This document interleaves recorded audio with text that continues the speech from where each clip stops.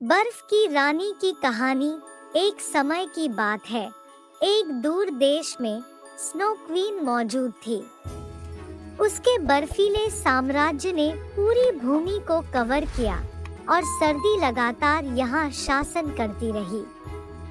लेकिन snow queen हमेशा वैसी नहीं थी जैसी हम उसे जानते हैं।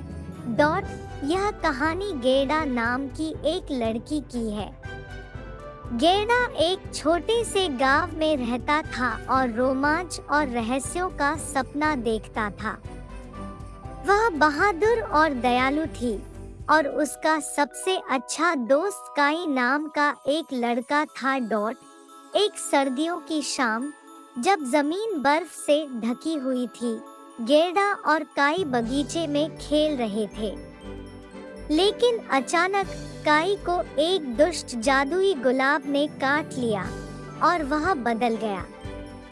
उसका दिल बैठ गया और वह अपने सबसे अच्छे दोस्त को भूल गया। जब काई गायब हो गया तो गेडा उसे ढूंढने निकला।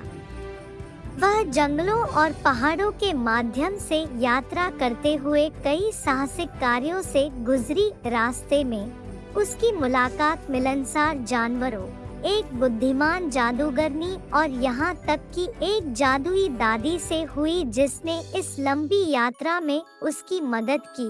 आखिरकार गेडा स्नो क्वीन के बर्फीले महल में पहुँच गया।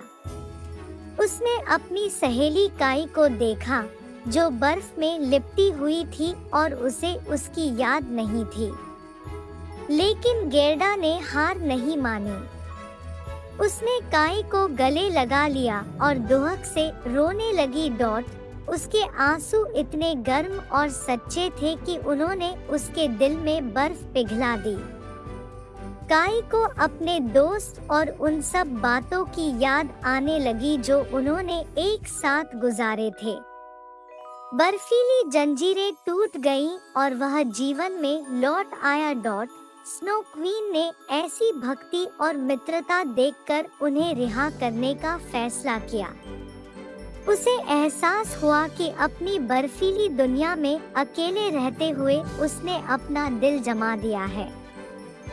गेडा और काई अपने गांव लौट आए और उनकी दोस्ती पहले से भी ज्यादा मजबूत हो गई। वे समझ गए कि असली ताकत दोस्तों के प्रति प्यार और वफादारी में है। स्नो क्वीन अब अकेली नहीं थी और उसका राज्य अधिक गर्म और मैत्रीपूर्ण हो गया।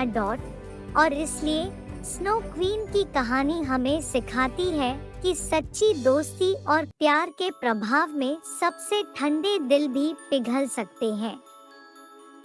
यहाँ तक कि सबसे ठंडी जगहों में भी गर्मजोशी और दयालुता के लिए जगह होती है।